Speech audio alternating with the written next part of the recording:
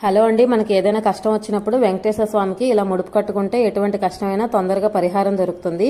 ఒక తెలుపు రంగు వస్త్రం తీసుకొని దాన్ని పసుపు, గంధం, పచ్చకర్పూరం పొడి కలిపినటువంటి నీళ్ళలో ముంచి మళ్ళీ ఆరబెట్టి అది పూర్తిగా ఆరిన తర్వాత ఆ వస్త్రానికి నాలుగువైపులా గంధం, కుంకుమ బొట్లు పెట్టాలి. ఆ తర్వాత అందులో పసుపు, కుంకుమ, అక్షతలు, 7 ఖర్జూరాలు, 7 లవంగాలు, 7 యాలకులు, జవాది పౌడరు, పచ్చకర్పూరం పొడి, డబ్బులు 11, 21, 54 లేదా 108 రూపాయలు మన ఆర్థిక పరిస్థితిని బట్టి వస్త్రంలో ఉంచి మూట కట్టాలి.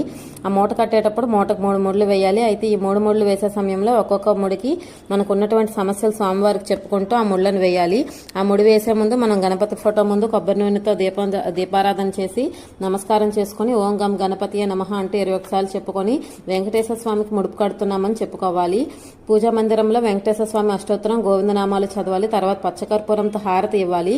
ఇలా ముడుపు కట్టిన తర్వాత, కోరిక నెరవేరిన తర్వాత ముడుపు తీసుకుని తిరుపతికి వెళ్లి వెంకటేశ్వర స్వామి హుండీలో సమర్పించాలి.